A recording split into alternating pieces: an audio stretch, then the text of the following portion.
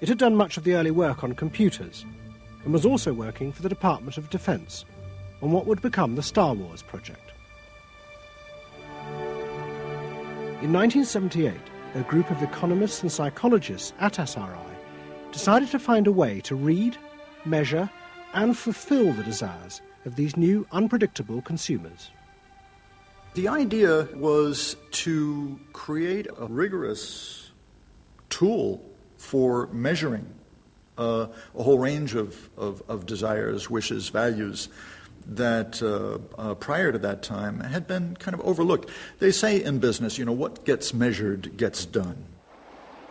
We were basically telling manufacturers, if you're really going to satisfy not just the basic needs, but individuated wants, whims, and desires of more highly developed human beings, you're going to have to segment. You're going to have to individuate. To do this, SRI turned for help to those who had begun the liberation of the self.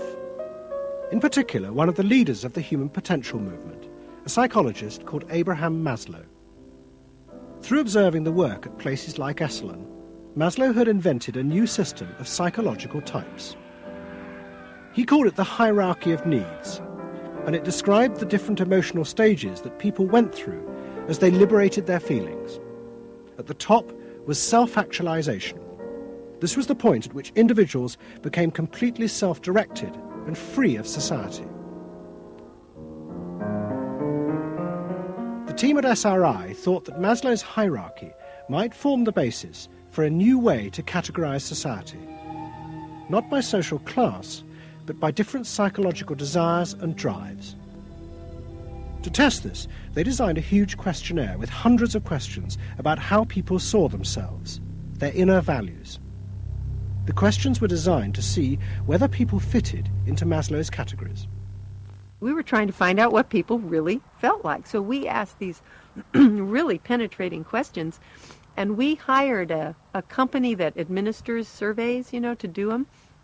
They said they've never seen anything like it. Usually you have to send out a postcard 6 weeks and then another postcard, and then you got to call the people up, to get the return rates up. We had an 86% return, and they only sent out one postcard. People loved filling out this questionnaire. We got several questionnaires back with a note attached saying, do you have any other questionnaires I could fill out? Because we were asking people to think about things that they had never thought about before, and they liked thinking about them. Like what? Like what they felt inside? Yeah, like what they felt inside. What motivated them? What was their life about? What was important to them? It was sort of like, wow. The answers were then analysed by a computer. It revealed that there were underlying patterns in the way people felt about themselves, which fitted Maslow's categories. And at the top of the hierarchy were a large and growing group which cut across all social classes. The SRI team called them the inner directeds. These were people who felt they were not defined by their place in society, but by the choices they made themselves. But what SRI discovered was that these people could be defined by the different patterns of behaviour through which they chose to express themselves. Self-expression was not infinite. It fell into identifiable types. And the SRI team invented a new term for it: lifestyles. They had managed to categorise the new individualism. They called their system Values and Lifestyles, VALS for short. At the forefront of this change are three new VALS groups we call inner directed. These are people for whom personal satisfaction is more important than status or money. They tend to be self-expressive, complex, and individualistic.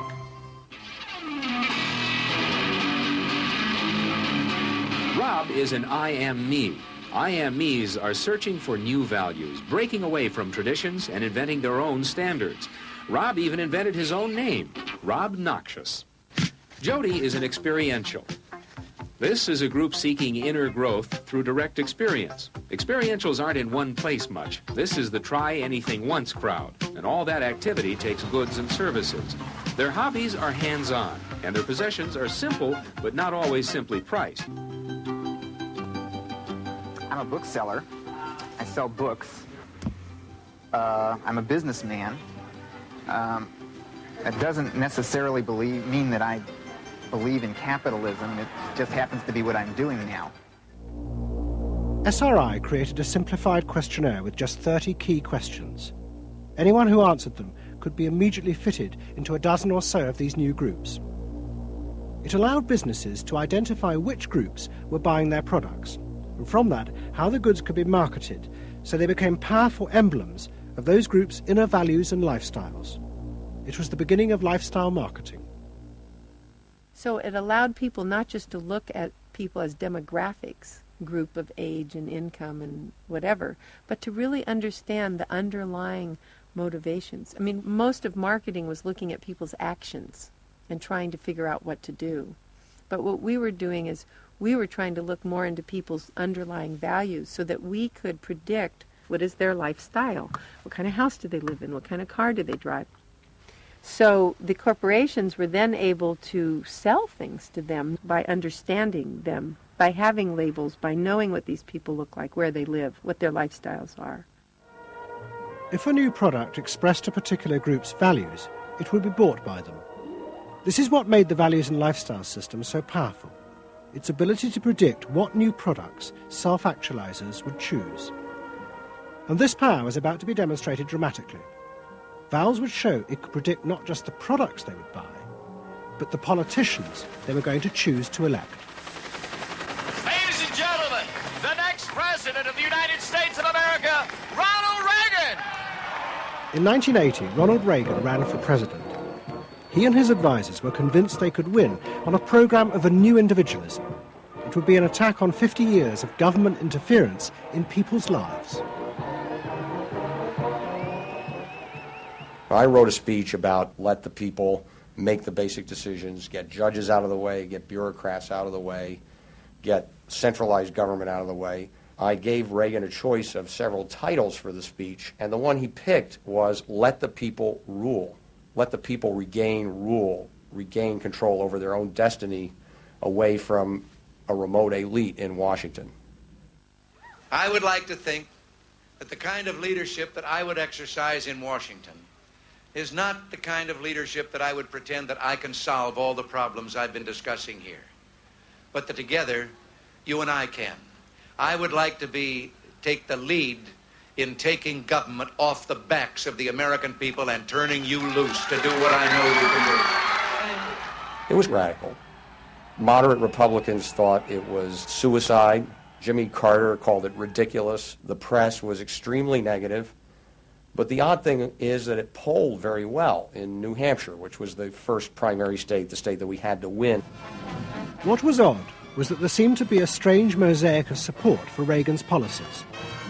The traditional pollsters could see no coherent pattern across class, age, or gender. But those who had designed the values and lifestyle system believed that they knew why.